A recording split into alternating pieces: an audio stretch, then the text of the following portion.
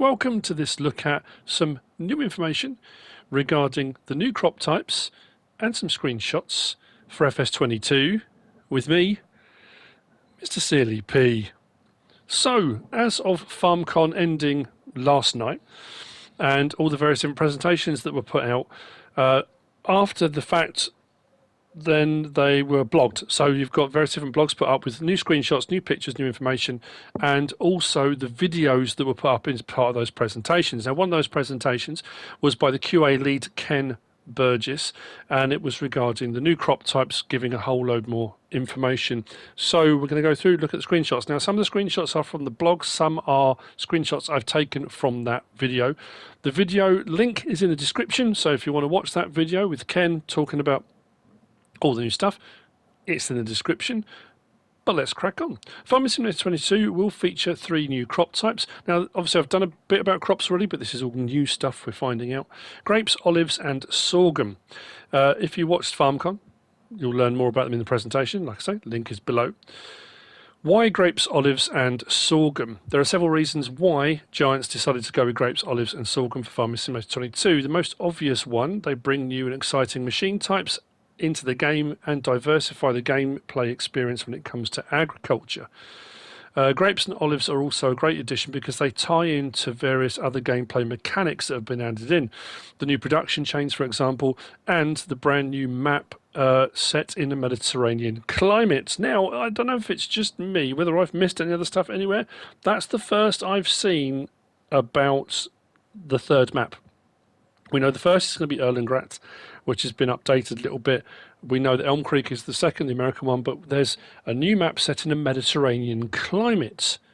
I'm thinking potentially Italy, something like that, maybe. I don't know. We'll see. It says they are more than fitting. On top of that, since you place the vines manually, they're also part of the new improved build mode. Now, the pictures there about the build mode, because the vines themselves are stakes in the ground and the wires that hang between them, then the grapes grow on those wires and stakes. You don't plant those.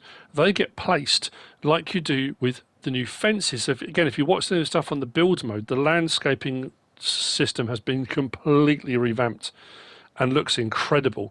So you place them and drag them to get the lengths you want, and then you get into the process of getting everything ready to put kind of on the vines, so to speak. The build mode, there'll be a bit more information, but there was a video about it. I don't know if that's actually come up yet.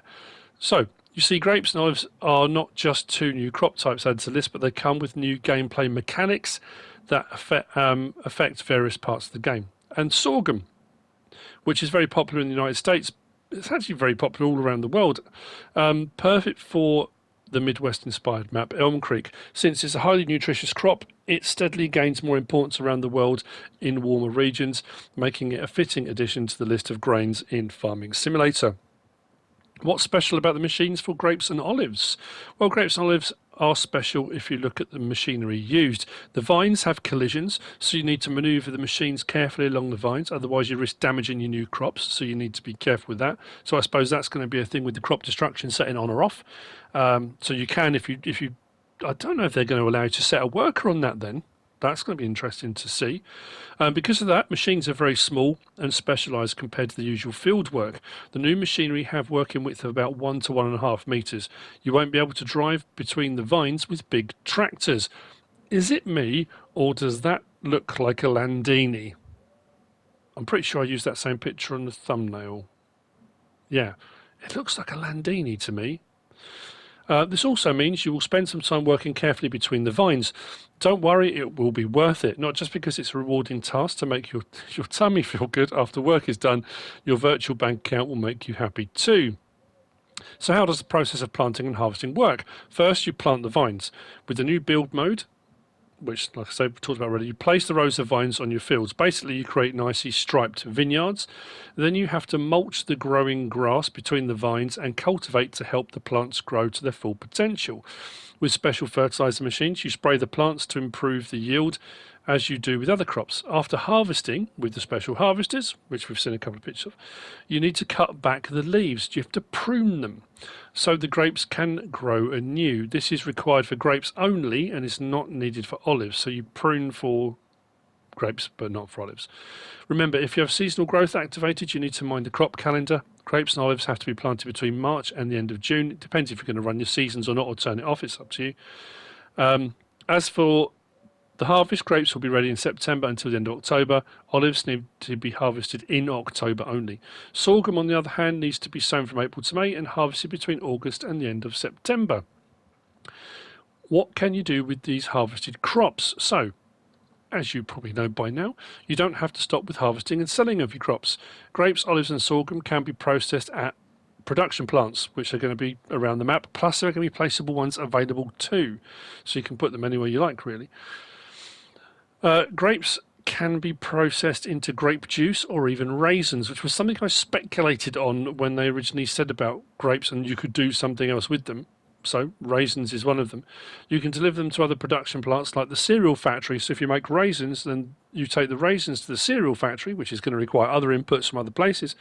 I would imagine you're going to get some kind of muesli type thing with raisins in it. Or you can take them to a selling point like the supermarket to sell the raisins directly. Olives can be taken to the oil mill to be processed into olive oil, and sorghum as a type of grain can be processed into flour at the grain mill, which can then subsequently go on to be used at the bakery or sold directly as flour if you want to. So, a lot to digest there. I have to be honest with you, I love the small machinery. That little Fendt, was it Fendt 209, I think it was, something like that, put in the sprayer. And they're the fan sprayers, I think, aren't they? And it just kind of flings it all out in a mist as you go between the two things. It's looking really, really cool. I'll be honest with you, I was a bit sceptical at the start when they announced the new crop types, thinking, well, modders have given us these already, but it does actually take them a little bit further, I think, with the whole thing. So, very, very cool. So, don't forget, if you pre-order now, you get your bonus, which is the lovely Saddle Track pack.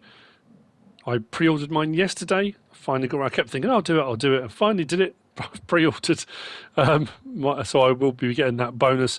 And don't forget that Farming Simulator 22 will release on November 22nd for PC, Mac, PS5, Xbox Series X and S, PS4, Xbox One, and Google Stadia. Feel free to whiz back, have a look at the pictures, freeze it, stop it, have a look. I'm really looking forward to it. It's going to be brilliant. I hope you found this useful and informative in some way, shape or form. If you have, please give us a like. If you don't subscribe yet, please do. If you want to leave a comment, feel free. And if you want to share this video, then please be my guest. Whatever you should choose to do. Thanks for watching.